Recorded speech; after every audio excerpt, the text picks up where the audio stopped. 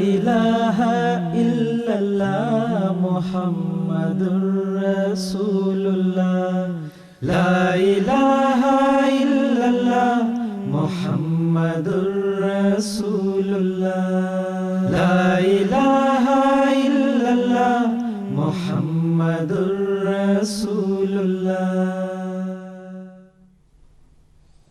اعوذ باللہ من الشیطان الرجیم، بسم اللہ الرحمن الرحیم۔ ناظرین کرام، السلام علیکم ورحمۃ اللہ وبرکاتہ۔ پروگرام دینی و فقہی مسائل کے ساتھ ہم آپ کی خدمت میں حاضر ہیں۔ ریگولر دیکھنے والے ویورز ہیں وہ جانتے ہوں گے کہ ان دنوں ہم اس پروگرام میں پردے کے موضوع پر گفتگو کر رہے ہیں۔ ناظرین کرام، اگر ہم دیکھیں تو اس وقت ہم انسانیت کے تمدنی لحاظ سے ایک عجیب دور سے گزر رہے ہیں۔ ہم ایک ایسے معاشرے میں جو خود کو بہت سویلائز سمجھتا ہے اور یقینی طور پر اس نے بہت سے پہلوؤں سے ایسی ترقی کی ہے جس کی پہلے انسان کی زندگی میں، اس کی تاریخ میں مثال نہیں ملتی۔ زمین کے کناروں سے نکل کر وہ چاند کی بلندیوں تک اور خلا تک جا پہنچا ہے اور وہاں پر اس نے قدم رکھے ہیں۔ لیکن اس سویلائز وقت میں یہ بھی ایک حقیقت کے طور پر ہے کہ ہم اس وقت ایک ایسی دنیا میں رہ رہے ہیں جہاں پر پردہ نہ کرنے والی یا کپڑا نہ پہننے والے لوگوں کو باقاعدہ پیسے ملتے ہیں،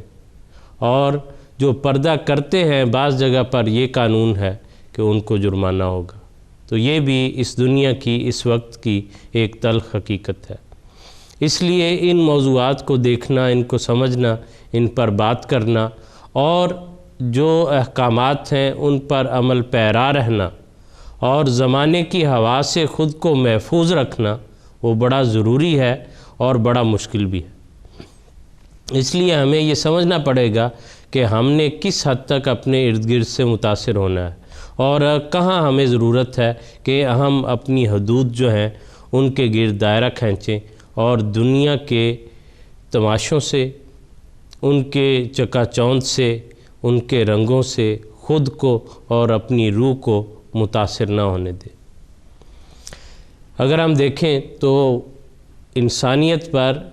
جو وقت پہلے تھا، جو آغاز ہے انسانیت کا، تو اس وقت ہمیں نظر آتا ہے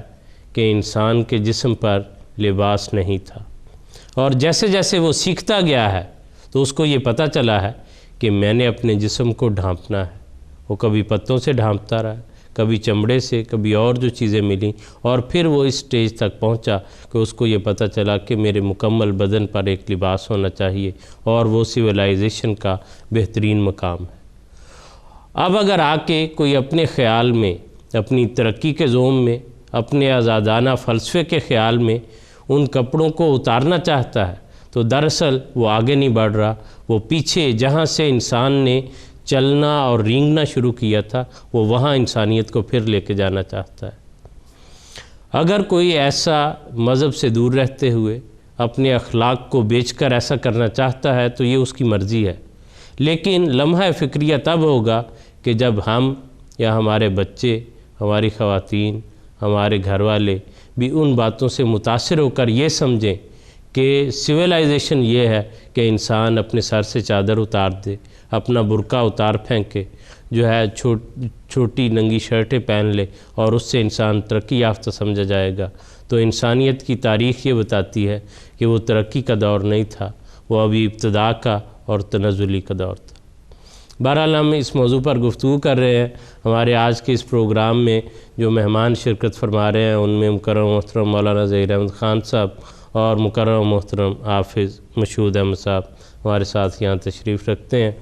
ان بزرگان سے اس موضوع پر ہم گفتگو کریں گے اور مختلف پہلو جو آج کی نشست میں مکمل ہو سکے ان کو انشاءاللہ دیکھیں گے۔ خان صاحب، جیسے کہ آپ بھی گزشتہ پروگرام میں بھی آپ شامل رہے ہیں تو ہم گفتگو کرتے ہوئے یہاں تک پہنچے ہیں، یہ فرمائیں کہ کیا پردے کا حکم صرف خواتین کے لیے ہے، مردوں کے لیے نہیں ہے؟ بسم اللہ الرحمن الرحیم۔ پچھلے پروگرام میں بھی ہم نے آغاز جس سوال سے کیا تھا اس میں کچھ اس کا ذکر بھی آ گیا تھا، لیکن اب پھر تفصیل سے بیان ہو جاتا ہے کہ قرآن کریم نے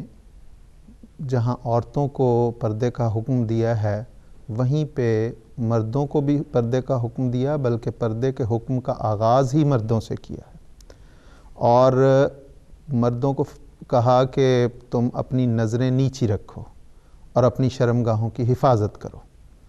اور اس کے بعد پھر عورتوں کو حکم انہی دو باتوں کا دیا، اور اس کے علاوہ عورت کے اپنے فطرتی تقاضے اور اس کے حیا اور اس کی مزید اس میں اس کے وقار کے پیش نظر بعض اور باتوں کا بھی اس کو حکم دیا کہ وہ اگر باہر جاتی ہیں تو اوڑھنیاں لے کے جائیں، اور اپنے خاص وہ رشتے بیان کیے اور کہ ان سے بس وہ انہیں پردہ نہ کرنے کی اجازت ہے، جس کا آگے مختلف مدارج ہیں، مرحلے ہیں، مختلف صورتیں ہیں اس پردے کی، اور یہ کہا کہ وہ اگر جاتی ہیں باہر تو ایسے انداز اختیار نہ کریں جس سے ان کی زینت ظاہر ہو جائے، زینت کو وہ چھپا کے رکھیں، نہ از خود ظاہر کریں، نہ ایسے انداز اختیار کریں جس سے وہ زینت ظاہر ہو جائے۔ تو یہ جہاں پہ مردوں کو حکم دیا ہے وہاں عورتوں کو، جہاں عورتوں کو حکم دیا ساتھ پہلے مردوں کو حکم دیا، اور سب سے بنیادی چیز غض بصر کا حکم دیا ہے، اور غض بصر میں حضرت مسیح موعود علیہ السلام نے بھی اس مضمون کو بیان کیا، خلفاء نے بھی بیان کیا کہ غض بصر سے مراد یہ ہے کہ تقوی کے ساتھ نظریں نیچی رکھے، یہ نہیں کہ وہ آنکھیں بند کر کے وہ چلے اور ٹھوکریں کھاتا پھرے یا دوسروں میں ٹکریں مارتا پھرے، بلکہ یہ کہ نیم کھلی آنکھوں کے ساتھ وہ چلے، اور جہاں پہ اس کی نظر کسی چیز پہ پڑنے لگے وہاں سے فوراً اپنی نظر کو بچائے۔ احادیث میں بھی اس مضمون کو بڑی وضاحت کے ساتھ بیان فرمایا کہ جو شخص اپنی نظر کو محفوظ رکھتا ہے، برائی سے بچاتا ہے، کسی خوبصورت عورت پہ اس کی نظر پڑنے لگتی ہے اور اس سے اپنے آپ کو بچا لیتا ہے، تو حضور صلی اللہ علیہ وسلم نے فرمایا کہ ایسی نظر کو پھر اللہ تعالیٰ، اس ایسی نظر پر اللہ تعالیٰ آگ کو حرام کر دے گا۔ اسی طرح ایک صحابی بیان کرتے ہیں کہ آن صلی اللہ علیہ وسلم نے فرمایا کہ جو کسی خاتون پہ نظر پڑنے لگے اور اس کو بچا لے تو اللہ تعالیٰ اس کو عبادت کا ایسا ذوق عطا کرتا ہے، ایسی اس میں مٹھاس اور ایسی اس میں لذت پیدا کر دیتا ہے جو باقی تمام چیزوں سے بالا ہوتی ہے، اعلیٰ ہوتی ہے۔ تو یہ چیزیں ہیں جہاں پہ مرد کو قرآن کریم میں بھی، احادیث میں بھی، مختلف جگہوں پہ وہی احکامات جو دراصل حیا کے، پردے کے احکامات ہیں، جو عورتوں کو ان کی فطرت اور ان کے حیا اور ان کی عزت اور وقار کے مطابق اور طرح سے دیے، اور مردوں کو اور طرح سے دیے۔ تو یہ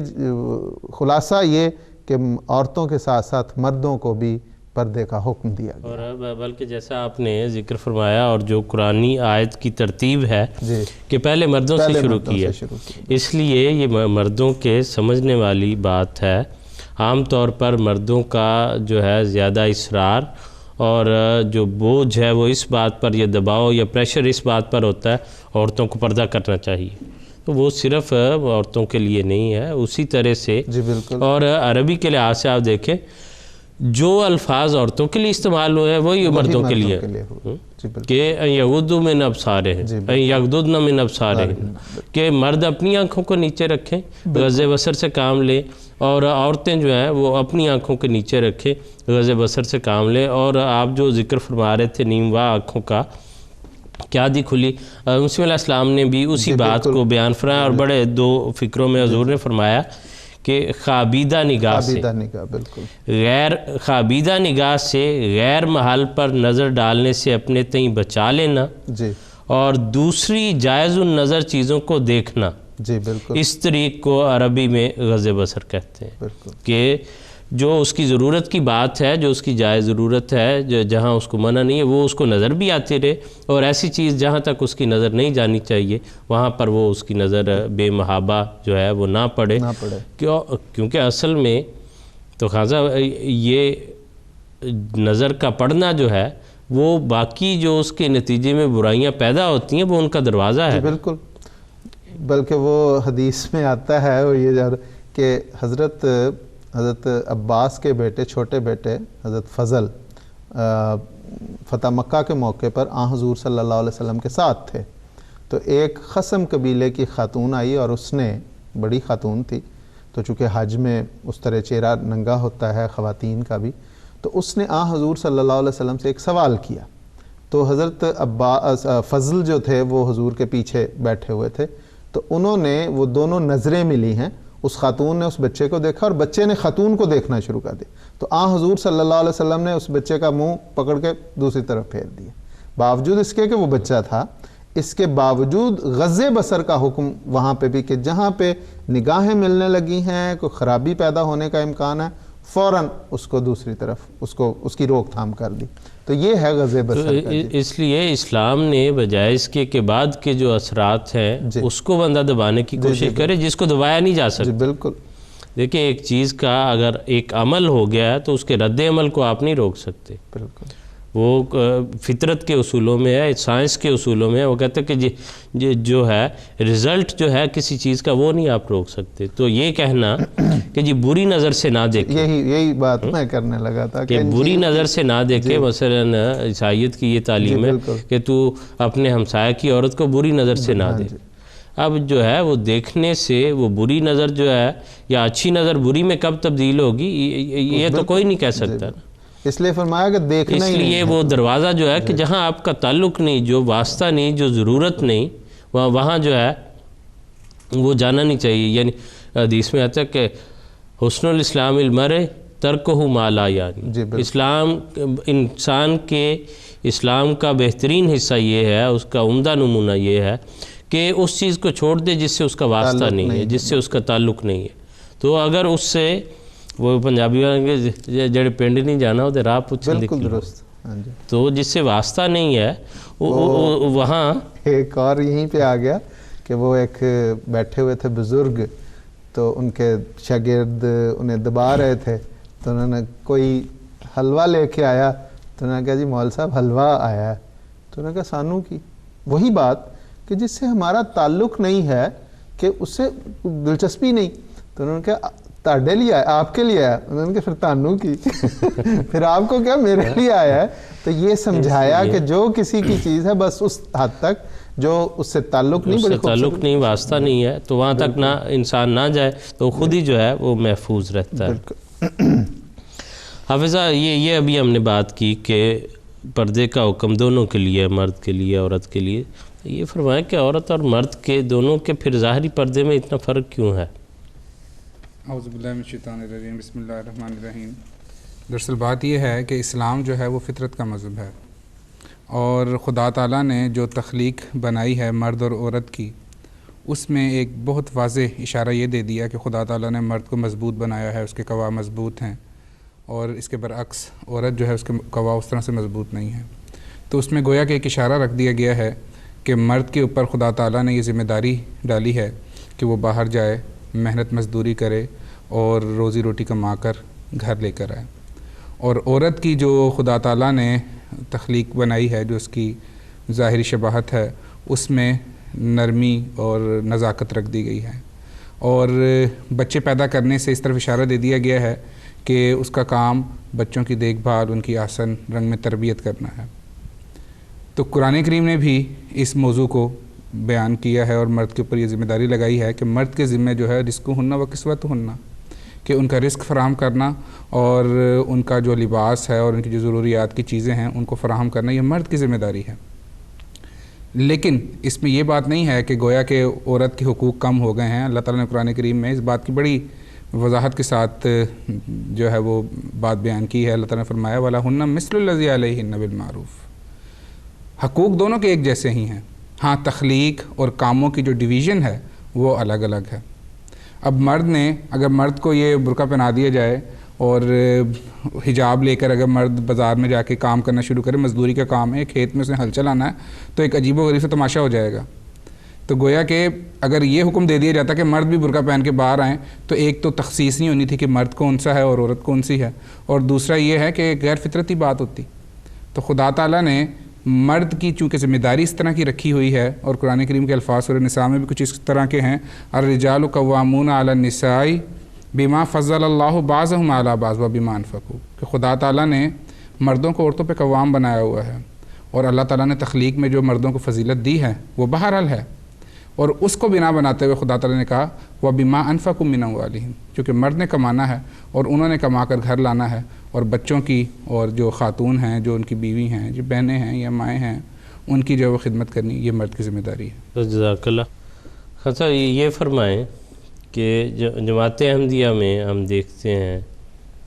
ہمارے خاص طور پہ انڈو پاک کے معاشرے میں کہ مستورات کے لیے خاص قسم کا پردہ یا پردے کا لباس جو ہے برقع اور نقاب وغیرہ کا رواج ہے، تو اس طرز کی بنیاد کہاں سے پڑی، اور اس چیز کو ہم حضور صلی اللہ علیہ وسلم کی ازواج سے کیسے منسلک کر سکتے ہیں؟ کیا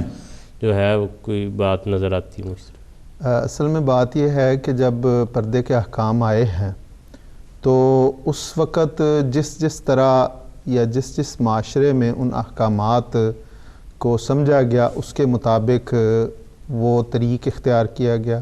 وہ لباس تیار کیے گئے اور اس کے مطابق وہ رائج ہوتے گئے۔ حضور صلی اللہ علیہ وسلم جس طرح آپ نے بیان کیا کہ یہ برقعے کا اور نقاب کا رواج زیادہ تر ہمارے ایشیا میں ہے، اور وہ برقعے کا بھی وہ برقعے کے اب آگے کئی سٹائل ہیں، کئی طریق ہیں، کئی انداز ہیں۔ ایشیا میں پہنے جانے والا برقع اور طرح کا ہے، ایشیا میں ایسے علاقے میں جو پٹھانوں کا علاقہ ہے اس میں برقع پہنے جانا والا اور طریقے کا برقع ہے، عرب میں جو عبا استعمال ہوتا ہے وہ اور طرح کا ہے۔ تو عرب میں بھی دراصل جب حضور صلی اللہ علیہ وسلم پر یہ پردے کے احکام نازل ہوئے تو چونکہ قرآن کریم میں آیا کہ وہ اپنی اوڑھنیوں کو اس طرح لے لیں، اپنی گریبانوں، ان کے گریبان، ان کے سینے بھی ڈھک جائیں اور ان کے سر بھی ڈھک جائیں، تو اس لیے وہ اس زمانے میں جو پردے کا طریق اختیار کیا گیا اس میں گھونگھٹ کا لفظ بھی آتا ہے کہ وہ چادر کے ساتھ اس طرح کرتی تھی کہ وہ چہرے کے آگے ایک لمبا گھونگھٹ پڑ جاتا تھا جس سے رستہ بھی نظر آتا تھا لیکن سامنے والے کو چہرہ نہیں نظر آتا تھا۔ اور اسی طرح احادیث میں برقعے کا لفظ بھی استعمال ہوتا ہے۔ حضرت عائشہ رضی اللہ تعالیٰ عنہ کی روایت ہے کہ حج کے موقع پر کون کون سا لباس پہننا چاہیے، اس میں حضرت عائشہ کا یہ بھی ہے کہ عورت جو ہے وہ برقع نہ پہنے، تو وہ یہ لفظ وہاں پہ بھی استعمال ہوا۔ تو دراصل جو لباس جس قسم کے لباس مختلف علاقوں میں تیار ہوئے وہ اس میں پردے میں شامل ہوتے گئے، لیکن پردے کا جو بنیادی روح ہے اس کو ہمیشہ سامنے رکھا گیا۔ مثلا میں نے گھونگھٹ کا لفظ استعمال کیا تو حضرت صفیہ رضی اللہ تعالیٰ عنہ کے متعلق آتا ہے کہ ایک موقع پہ حضور صلی اللہ علیہ وسلم مسجد میں اعتکاف فرما رہے تھے تو حضرت صفیہ آپ کو ملنے آئیں اور کچھ دیر ہو گئی تو حضور نے فرمایا کہ چلیں میں آپ کو گھر تک چھوڑ دوں۔ تو اس موقع پہ آتا ہے کہ حضور جب گھر چھوڑنے گئے تو گھونگھٹ نکالا ہوا تھا، تو سامنے سے دو صحابی آئے تو انہوں نے حضور صلی اللہ علیہ وسلم نے وہ گھونگھٹ اٹھا کے دکھایا اور بتایا کہ تم لوگوں کے دل میں کوئی وہم نہ پڑ جائے کہ یہ کون خاتون ہے، یہ میری بیوی ہے۔ تو گھونگھٹ وہاں پہ ہوتا تھا۔ اسی طرح پردے کی روح یہاں تک رکھی کہ اگر کسی جگہ پہ کسی نے لباس پہنا ہوا اس قسم کا کہ وہ باریک ہے تو اس پہ بھی ناپسندیدگی کا اظہار فرمایا۔ مثلا حضرت عائشہ کی بڑی بہن تھی حضرت اسماء، ان کے متعلق آتا ہے کہ وہ ایک دفعہ حضور کے گھر آئیں تو انہوں نے باریک لباس پہنا ہوا تھا تو حضور نے دوسری طرف منہ پھیر لیا اور فرمایا کہ اسماء جب عورت بالغ ہو جاتی ہے تو اس کو ایسا لباس نہیں پہننا چاہیے کہ اس کا جسم نظر آئے، بلکہ اس کو ایسا لباس پہننا چاہیے جو سوائے اس کے چہرے اور ہاتھوں کے پونچھوں کے علاوہ اس کا اور جسم ڈھکا ہوا ہو۔ تو یہ طریقہ کار اختیار کیا گیا مختلف جگہوں پہ۔ حضرت اقدس مسیح موعود علیہ السلام نے ایک موقع پر یہ ریویو آف ریلیجن کا ایک حوالہ ہے، بڑا حضرت صاحب کا تو ہر ارشاد ہی بڑا قیمتی ہے، لیکن یہ اس میں بہت خوبصورت حضور نے بیان فرمایا ہے، وہ میں پڑھ دیتا ہوں۔ 1905 کا ہے یہ۔ حضور فرماتے ہیں کہ شرعی پردہ یہ ہے کہ چادر کو ہلکے کے طور پر کر کے اپنے سر کے بالوں کو کچھ حصہ پیشانی اور زنخدان تھوڑی کو کہتے ہیں، زن خدان کے ساتھ بالکل ڈھانک لیں اور ہر ایک زینت کا مقام ڈھانک لیں، مثلاً منہ پر ارد گرد اس طرح پر چادر ہو کہ صرف آنکھیں اور ناک تھوڑا سا ننگا ہو اور باقی اس پر چادر آ جائے۔ اس قسم کے پردے کو انگلستان کی عورتیں آسانی سے برداشت کر سکتی ہیں اور اس طرح پر سیر کرنے میں کچھ حرج نہیں، آنکھیں کھلی رہتی ہیں۔ اور یہ جہاں پہ یہ حضور کا ارشاد بیان کیا گیا ہے وہاں پہ ریویو آف ریلیجن میں لکھا ہے کہ جب حضرت صاحب خدمت میں یہ پیش کیا گیا تو حضور نے باقاعدہ اس کا نقشہ بنا کے، اس میں وہ نقشہ تو نہیں بنا ہوا لیکن اس بریکٹ میں لکھا ہوا ہے کہ حضور نے وہ نقشہ بنا کے بھیجا کہ اس طرح یہ جو ماتھا اور یہ ٹھوڑی کا اتنا حصہ اس کا ننگا رہے، باقی جو ہے وہ ڈھکا ہونا چاہیے۔ مثلا اس میں انہوں نے لکھا ہوا ہے کہ اس جگہ بریکٹ میں ہے کہ اس جگہ انسان کے چہرے کی شکل دکھا کر جن مقامات پر پردہ نہیں ہے ان کو کھلا رکھ کر باقی پردے کے نیچے دکھایا گیا ہے۔ تو یہ حضرت صاحب نے باقاعدہ اس میں وہ جو جواب بھجوایا تو اس میں یہ بیان کیا جی، ڈرائنگ کر کے وہ یہ بڑے عرصے سے میں یہ حوالہ ڈھونڈ رہا تھا تو یہ اس پروگرام کی برکت ہے کہ وہ مل گیا۔ خوبصورت وہ بات ہے۔ حضرت اس موضوع پہ جب ہم اس موقع پہ یہ بات کر رہے ہیں تو یہ بھی بیان فرمائیں کہ جیسے وہ حوالہ بھی ہم نے سن لیا ہے، مزید وضاحت لوگوں کے لیے چاہتا ہوں کہ کیا پردے میں چہرے کا پردہ شامل ہے، کس حد تک شامل ہے؟ دیکھیں بات یہ ہے کہ چہرے کا پردہ جس طرح حضرت صاحب نے اس کو بیان کیا ہے وہ بہرحال شامل ہے، عام حکم یہی ہے کہ پردے میں شامل ہے، لیکن بعض ایسی صورتیں ہیں جس قرآن کریم نے الا ما ظہر منہا کے تحت یہ ایک استثناء کر دی کہ اگر کسی جگہ پہ کوئی اس چہرے کو کھلا رکھنا پڑے تو اس کی پھر خاص وجوہ ہوگی، ورنہ ناک اور منہ کو کھلا رکھنے کی اجازت ہے تاکہ وہ سانس لے لے اور بات کر لے۔ لیکن اس کے علاوہ جو ہے اگر چہرے کو اس نے، اور یہ بھی چہرہ اس نے اگر ننگا رکھنا ہے تو اس کے لیے پھر شرط یہ ہے کہ میک اپ وغیرہ نہ کیا ہو، لپسٹک نہ لگی ہو، بڑی اصل بات وہی ہے کہ جس طرح کہا کہ اٹریکشن پیدا نہ ہو، کہ زینت جو ہے وہ ظاہر نہیں کرنی، وہ نہیں ظاہر کرنی، کہ یہ حکم ہے۔ اور یہ حضرت صاحب نے یہ غالباً موجودہ صاحب نے ہمارے یہ فرمایا کہ اگر جس کو یہ مسئلہ ہے، کوئی پرابلم ہے، بعض عورتیں کہتی ہیں میں نہیں ڈھانپ سکتی، وہ سانس کی گرمی سے پرابلم ہوتی ہے، تو پھر یہی فرمایا کہ پھر میک اپ وغیرہ نہیں ہونا چاہیے۔ یہ ساتھ حسن نے باقاعدہ وضاحت کی ہے کہ اگر وہ ایسی مجبوری ہے تو الا ما ظہر منہا میں آ جائے گا، لیکن پھر اس صورت میں بناؤ سنگار نہ کیا ہو۔ جی ٹھیک ہے۔ حفصہ یہ دیکھتے ہیں کہ جیسے ابھی ذکر ہو رہا ہے کہ چہرے کا پردہ ہو کتنا ہو، بعض جو ہیں خواتین وہ چادر کے ذریعے پردہ کرتی ہیں، بعض جو ہیں وہ لمبا کوٹ پہنتی ہیں، اوپر نقاب لیتی ہیں، بعض جو ہیں وہ اس میں ساتھ جو ہے وہ کالے چشمے بھی پہنتے ہیں، بعض جو ہیں وہ گلوز بھی پہنتی ہیں۔ اور جیسے جیسے ایک کا سٹیپ اپنا آگے جاتا ہے پردے کے پازیٹیو سائیڈ پہ، وہ دوسروں کو بے پردہ خیال کرتی ہیں۔ اس میں حد اعتدال کہاں ہے اور شدت پسندی کہاں ہے؟ سب سے پہلے تو ہمیں جس بات کی طرف غور کرنا چاہیے ہے وہ یہ ہے کہ قرآن کریم جو ہے وہ حضور صلی اللہ علیہ وسلم پر نازل ہوا اور اس کی عملی تصویر جو ہے وہ حضور صلی اللہ علیہ وسلم نے اپنے اسوے سے قائم کی، اور حضور صلی اللہ علیہ وآلہ وسلم سے صحابہ نے پھر وہ باتیں سیکھیں۔ یہی دراصل کسی بھی بات کو پرکھنے کا معیار ہے کہ کیا تھا۔ مولانا خان صاحب نے بھی بڑی تفصیل کے ساتھ یہ بات بیان کی ہے کہ حضور صلی اللہ علیہ وآلہ وسلم کے دور میں چہرے کا پردہ تھا۔ کچھ واقعات انہوں نے بیان کیے، ایک واقعہ مجھے حضرت عمر رضی اللہ تعالیٰ عنہ کا بھی یاد آ رہا ہے، مسلم موعود رضی اللہ تعالیٰ عنہ نے اس کا ذکر کیا ہے کہ ایک موقع پر حضرت ام ہانی رضی اللہ تعالیٰ عنہ کہیں جا رہی تھیں تو حضرت عمر نے انہیں دیکھ کے فرمایا کہ اے ام ہانی میں تمہیں پہچان گیا ہوں۔ تو حضور نے اس سے استنباط یہ کیا ہے کہ انہوں نے ضرور گھونگھٹ لیا ہوا تھا، جو ان کی ظاہری قد و قامت تھی اس سے اندازہ لگا کر جو ہے وہ انہوں نے یہ بات کہی ہے، وگرنہ تو چہرہ اگر عام ہوتا تو چہرہ دیکھ کے تو کوئی بھی پہچان سکتا ہے کہ کون، سامنے دیکھ کے کہنا میں نے آپ کو پہچان لیا۔ یہ کوئی اتنی بڑی اچنبے کی بات نہیں ہے کہ وہ اس طرح سے کہہ کے اس کا بیان کرے۔ تو حضرت مسلم موعود رضی اللہ تعالیٰ عنہ نے تو بڑی تفصیل کے ساتھ اس بات پر زور دیا، اور جو قرآن کریم کی عین تعلیم ہے کہ چہرے کا پردہ بہرحال ہے، لیکن جیسا کہ بعض مجبوریوں میں بیان کیا ہے کہ وہ پردہ جو ہے وہ کچھ حد تک جو ہے وہ کم بھی ہو سکتا ہے، اس کے بارے میں انشاءاللہ مزید آگے بات کروں گا۔ اصل میں سب سے بڑا جو مسئلہ آیا ہے وہ ایک خاص طبقے نے پردے کو اس قدر جو ہے وہ شدت پسندی کے ساتھ بیان کیا ہے کہ گویا کہ عورت کو قیدی بنا دیا ہے، اور ان کا بازار میں جانا، ان کا تعلیم حاصل کرنا اور ان کا گھر سے باہر قدم رکھنا، خواہ علاج کے لیے ہو خواہ سیر و تفریح کے لیے ہو، اس کو کلیتاً حرام قرار دے دیا، اور اس سے جو ہے وہ ایک قسم کی جو پردے پر جو اس کا جو تقدس ہے اس پر حملہ کرنے کا لوگوں کو، غیروں کو جو ہے وہ موقع ملا ہے۔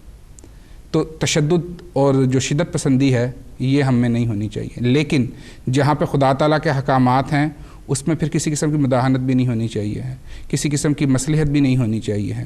مثلا حضرت مسلم موعود رضی اللہ تعالیٰ عنہ کا ایک حوالہ میرے پاس ہے، میں چاہتا ہوں کہ اسے پڑھ دوں۔ حضرت بیان فرماتے ہیں، قرآن کریم کا یہ حکم کہ زینت کو چھپاؤ، اور سب سے زیادہ زینت کی چیز چہرہ ہے۔ وہ لوگ جو یہ کہتے ہیں کہ چہرہ چھپانے کا حکم نہیں، ان سے ہم پوچھتے ہیں کہ پھر زینت ہے کیا چیز جسے چھپانے کا حکم دیا گیا ہے؟ ہم اس حد تک قائل ہیں کہ چہرے کو اس طرح چھپایا جائے جس سے صحت پر اثر نہ پڑے، یعنی باریک کپڑا ڈال لیا جائے یا عرب کی طرح نقاب بنا لیا جائے۔ عرب میں اسی طرح کا نقاب ہوتا ہے کہ آنکھیں اور ناک کا کچھ حصہ کھلا رہتا ہے۔ تو حضرت مسلم موعود رضی اللہ تعالیٰ عنہ نے جو چہرے کا نقاب ہے، باقی تو یہ بڑی وضاحت کے ساتھ بیان کیا جا چکا ہے کہ جو بھی کوٹ پہننا ہے وہ اس قسم کا ہو کہ چست نہ ہو، جس سے جسم کے اعضاء نظر آ رہے ہوں، بلکہ ایک کھلا ڈلا سا، حضرت صاحب نے فرمایا ایک جگہ پہ کہ جو ترکیوں کا جو ایک برقع ہے وہ پہننا چاہیے، اس میں یہ ہے کہ تھوڑا کھلا ہوتا ہے اور کندھے سے لے کر پاؤں تک وہ ایک ہی سائز کا ہوتا ہے، جس سے جسم کے اعضاء جو ہیں وہ نمایاں نہیں ہوتے، تو وہ تو بہرحال پہننا ہی پہننا ہے۔ جو چہرے کا پردہ ہے اس کے بارے میں حضرت صاحب نے بات بیان کی ہے۔ ہاں استثناء موجود ہے کہ اگر تو کوئی بیماری ہے، مثلا کسی کو سانس لینے میں کوئی تکلیف ہے، تو پھر جو احادیث میں حضور صلی اللہ علیہ وسلم نے فرمایا ہے انما الاعمال بالنیات، اور اگر جائز مجبوری ہے تو پھر استعمال ہو سکتا ہے۔ اگر کسی کو آنکھوں کا پرابلم ہے، نظر کا کوئی پرابلم ہے، یا دھوپ سے آنکھوں کو خراب ہونے کا کوئی اندیشہ ہوتا ہے، تو چشمہ لگانے میں بھی کوئی حرج نہیں ہے۔ تو بات یہ ہے کہ اصل چیز تو تقویٰ ہے۔ اگر برقعے پہن کر بھی نظروں کی حفاظت نہیں کرنی تو پھر اس برقعے کا کوئی فائدہ نہیں ہے۔ تو اصل چیز تو یہی ہے کہ آدمی تقوی پر بنیاد بناتے ہوئے جو میانہ روی ہے اس کو اختیار کرے اور اسی کو ہی اپنے پاس رکھے، اور یہ نہ کہے کہ اگر کسی نے کوئی بہت اعلیٰ قسم کا پردہ کیا ہوا ہے تو اس کو ٹھیک کہا جائے، یا کہہ لیں کہ کسی نے شدت پسندی پر مردوں نے اگر اپنی عورتوں کو قیدی بنایا ہوا ہے بعض مسلمان طبقے میں تو ان کو ٹھیک کہا جائے اور دوسروں کو غلط کہہ دیا جائے، تو یہ بھی مناسب نہیں ہے، یہ بھی طریق درست نہیں ہے۔ جی افسر، اور یہ بھی جو آپ نے ذکر فرمایا یہ بھی بڑا اچھا ہے کہ پردے کے لیے جو چیز استعمال ہو رہی ہے اگر اس کو از خود جو ہے برقعے وغیرہ کو ایسا ڈیزائن والا اور پرکشش بنا دیں یا جسم کو ڈھانپنے کی بجائے وہ جسم کو نمایاں کرنے والا ہو تو پھر تو اس کی وہ روح ختم ہوگی، بلکہ جو تریاک تھا پھر اس کو زہر بنا لیا، تو وہ تو اس روح کے خلاف ہے۔ اسلام کو یہ تو کوئی اصرار نہیں ہے کہ اتنے گز لمبا جو ہے وہ آپ کا کپڑا ضرور جسم پر پہنا ہونا چاہیے، یہ کہیں پر جو ہے گزوں کے حساب سے نہیں لکھا گیا کہ اتنا لمبا جو ہے۔ اس کا جو روح ہے اس کی مقصد ہے کہ وہ جسم کو ڈھانپنا چاہیے اور انسان کے وقار کو قائم کرنا چاہیے۔ اگر اس سے اپوزٹ کرتے ہیں تو اس طرح کے اگر 10 برقعے بھی پہن کے انسان باہر نکل جائے تو اس سے وہ مقصد حاصل نہیں ہونے والا اور نہ ہی اسلامی حکم کی اس سے پیروی ہو رہی ہے۔ اس روح کے رضی اللہ تعالیٰ عنہ نے یہ برقعوں کو بیان کرتے ہوئے اس کی بعض ایسے برقعے ہیں جس میں آستینیں نہیں ہیں، تو حضور نے فرمایا کہ یہ تو بالکل اسی طرح جس طرح ٹانگیں ننگی کر دی جائیں، جب بازو ننگے کر دیے تو پھر برقعے کا تو روح ختم ہو گئی۔ وہی آپ نے بات کی کہ برقعہ ایسا ہونا چاہیے جو اس کے جسم کو ڈھانپ رہا ہے، نہ یہ کہ اس کو مزید اٹریکشن اس میں پیدا ہو رہی ہے۔ اور اس میں جو ہے خزا یہ دیکھنے والی بات خواتین میں قدرتی طور پہ یہ بات ہے کہ بناؤ سنگار کا شوق ہوتا ہے، ہر انسان کو ہوتا ہے، خواتین میں نہیں مردوں میں بھی ہوتا ہے۔ جی بالکل، ہر انسان یہ چاہتا ہے وہ اچھا لگے۔ حدیث میں بھی اس کا ذکر آتا ہے، اللہ تعالیٰ کے متعلق آتا ہے کہ ان اللہ جمیل و یحب الجمال، اور موجودہ صاحب نے دو جو جمعے پہلے خطبہ ارشاد فرمایا ابھی، ایسا فرمایا کہ کوئی حرج نہیں انسان اچھا لباس پہنے، لیکن جو ہے اس کے لیے دین کو پس پشت نہیں ڈال دینا، جو ہے ان چیزوں کو جو ہے دین کی لائن میں مطابقت رکھتے ہوئے ان چیزوں کو استعمال کرنا چاہیے، اور جو مقاصد ہیں اگر اسلامی پردے کا حکم ہے تو اس کو عمل کرتے ہوئے، اس کو مد نظر رکھتے ہوئے، اس کی روح کو قائم رکھتے ہوئے جو ہے وہ برقع پہننا ہے، نہ کہ برقعے کو ذریعہ بنا لیا جائے ان احکامات کو اڑانے کا اور ان کی خلاف ورزی کرنے کا۔ تو اچھا لگنا، فیشن کرنا، یہ ساری چیزیں جائز ہیں جب تک کہ وہ اسلام کے بنیادی احکامات سے متصادم نہ ہوں۔ اگر ان سے ان کا تصادم ہے تو جو مرضی نام اس کا رکھ لیں آپ کہ جی برقع پہنا ہے، کوٹ پہنا ہے، فلانا کیا ہے، اگر وہ اس روح کو پورا نہیں کر رہا تو وہ آپ کے کسی کام کا نہیں ہے، وہ اپنے نفس کو دھوکہ دینے والی بات۔ دین مقدم ہے ہر چیز جگہ پہ، وہ جو ہر چیز جو ہے کہ اللہ تعالیٰ کا حکم ہے تو انسان کو اس کے اندر رہنا چاہیے۔ اور یہ ویسے انسان کو ذرا دیکھنے والی اور سمجھنے والی بات ہے کہ وہ کس کو اچھا بن کے دکھانا چاہتا ہے اور اس سے اس کو کیا حاصل ہو جائے گا۔ 2-4 لوگ جو ہیں وہ یہ سمجھیں، یا 8-10 اس کے ارد گرد جو لوگ ہیں کہ یہ بڑا اچھا فیشن کر لیا ہے، جو آج کل ڈیزائن چل رہا ہے وہ پہن لیا ہے، اور وہ آپ کو دیکھ کر متاثر ہو جائیں، تو ان کا اپنا معیار بیچاروں کا کیا ہے؟ آپ کن لوگوں سے داد چاہ رہے ہیں؟ کن سے آپ توقع چاہتے ہیں کہ وہ آپ کو اچھا سمجھے؟ اگر اللہ کا رسول، اللہ تعالیٰ کا خلیفہ، ان کا قائم کردہ نظام جو ہے وہ اچھا نہیں سمجھتا آپ کو، اور وہاں آپ اچھے نہیں بنتے، اور 2-4 لوگ جو فیشن کے دل دادا ہیں، جو دکھاوے کے دل دادا ہیں، وہ آپ کو کہتے ہیں کہ آپ نے کمال کر دیا اور آپ اس پر خوش ہو جائیں، تو یہ گھاٹے کا سودا ہے، کوئی عقل مندی کا سودا نہیں ہوگا۔ ناظرین کرام، اس موضوع پر ہماری گفتگو جو ہے وہ ابھی جاری رہے گی، ہم مزید اس پر بات چیت کریں گے، آپ کے مشوروں کا، آپ کے آراء کا بھی انتظار رہے گا، ان پر بھی بات کریں گے۔ آپ کوئی جو ہے اپنے ارد گرد کوئی بات دیکھتے ہیں، اپنے معاشرے میں دیکھتے ہیں، کسی مذہب اور کسی مذہب کے حوالے سے بات کرنا چاہتے ہیں، کسی سوسائٹی کے حوالے سے ہمارے ساتھ کوئی انفارمیشن آپ شیئر کرنا چاہتے ہیں، کوئی بات ایسی جو آپ کے علم میں ہو، ہمارے علم میں نہیں ہے، ضروری نہیں ہے ہمارا بات کا احاطہ کر لیں یا کر سکتے ہو، آپ کے پاس کوئی بات ہے وہ بھیجنا چاہتے ہیں تو ہم بڑی خوشی سے اس کو قبول کریں گے، ریسیو کریں گے، اور جہاں موقع بنتا ہو اس کو شامل بھی کریں گے۔ آئندہ بھی انشاءاللہ اس موضوع پر گفتگو کرتے رہیں گے۔ اپنے مہمانوں کا شکریہ ادا کرتے ہیں، اور انشاءاللہ اگلے ہفتے پھر ملاقات ہوگی۔ اجازت دیجیے، السلام علیکم ورحمۃ اللہ وبرکاتہ۔ لا الہ الا اللہ محمد رسول اللہ، لا الہ الا اللہ محمد رسول